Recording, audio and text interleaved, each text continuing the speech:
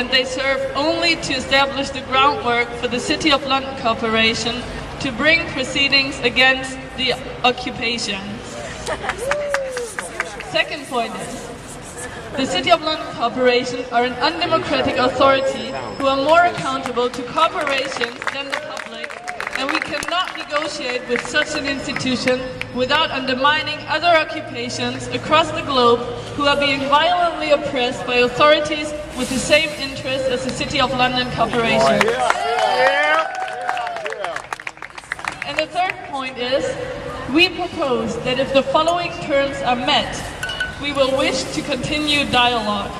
And these terms could, for example, be the points worked out by the City of London Corporation Working Group, which are to publish the full year-by-year breakdowns of the city cash account, future and historic, make the entirety of its activities subject to the Freedom of Information Act, and detail all advocacy undertaken on behalf of the banking and finance industries since the 2008 financial crash.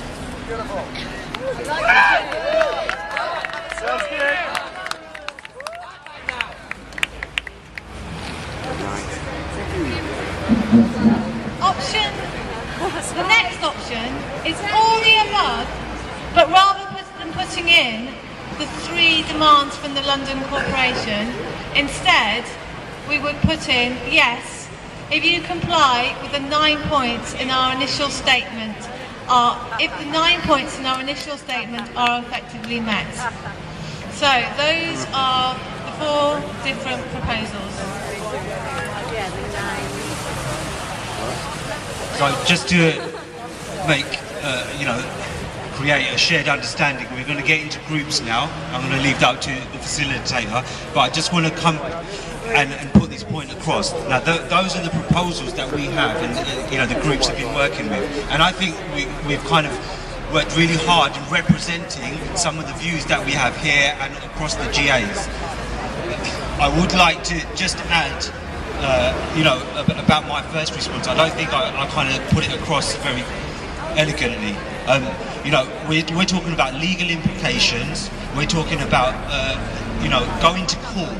And we're talking about, a fear. And I sense this in that really kind of really nice worded document that was just read out. We are negotiating.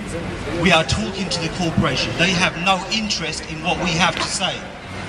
They have never been interested in the residents of this square mile. Okay, so very, very quickly, I think when you go into your groups, think about the legal implications and what the people in the camp, when they're sleeping, what that means for them. Okay, think about the issues at hand.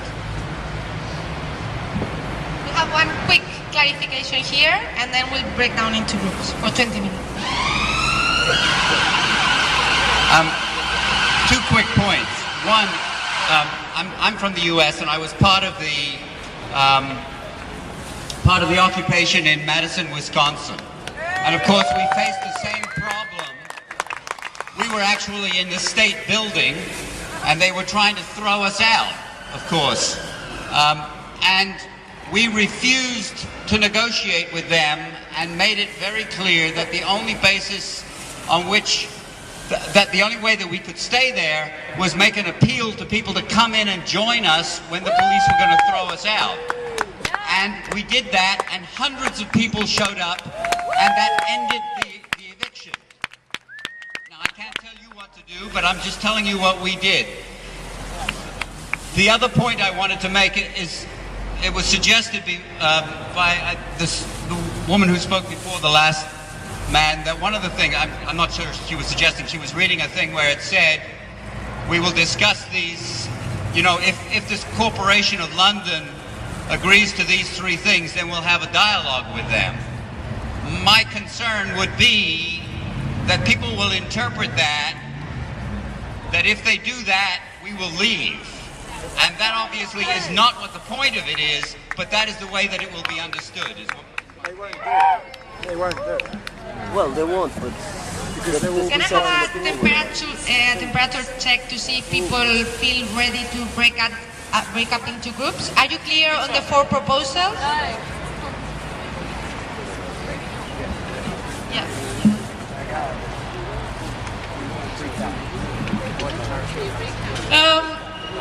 I can understand that people are concerned with that, but I just want to remind you that this proposed response by our legal team is very, very carefully drafted. It doesn't mean under any circumstances that if those demands are met that we will leave. It just says that we will wish to continue dialogue, nothing else. I just want to make that clear.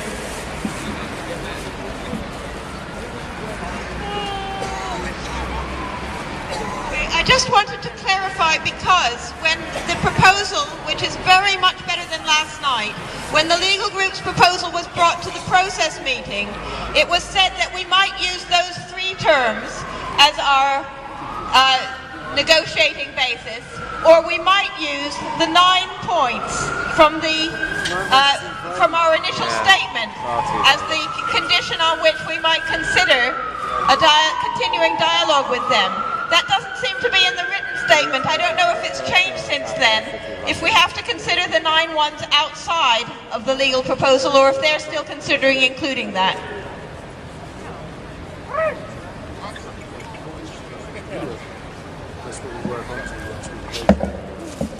You're right. Why don't you all go home? Why don't you kiss my black ass, bitch?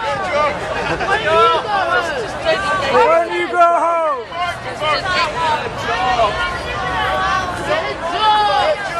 Get a real job! Yes. Allow him on the microphone. Everyone has a voice.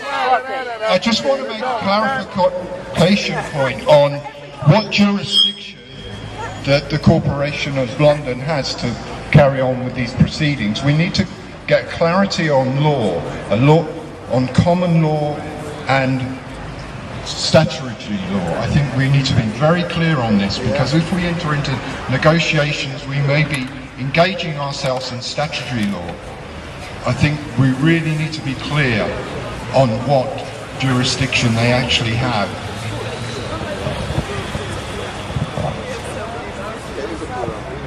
Just as a clarificatory answer on that, we understand that the Corporation of London are planning legal action which is currently on pause under the terms of the Highway Act. They will be arguing that a highway which hasn't been used as a highway for several hundred years passes through just over there, and that we are, because our tents are there or because we are there, we're blocking the highway. That is the tack they will try and take legally, and they are the local highways authority, so that is not controversial. It's the opinion of some of the legal team, at least, that their case isn't terribly strong. But if we don't get to fight with them on a fair basis in court, we'll never get to prove that.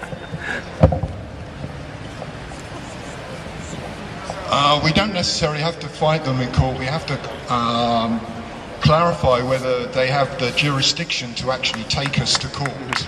And also, this has been a place for meetings. It has a historical significance for meetings, so that could override any of their statutory laws. They are the local highways authority, so they do have the statutory power to take us out to court under the Highways Act. They can try. Yeah, they can try. Okay. So do people feel ready to break up into groups for 20 minutes? No.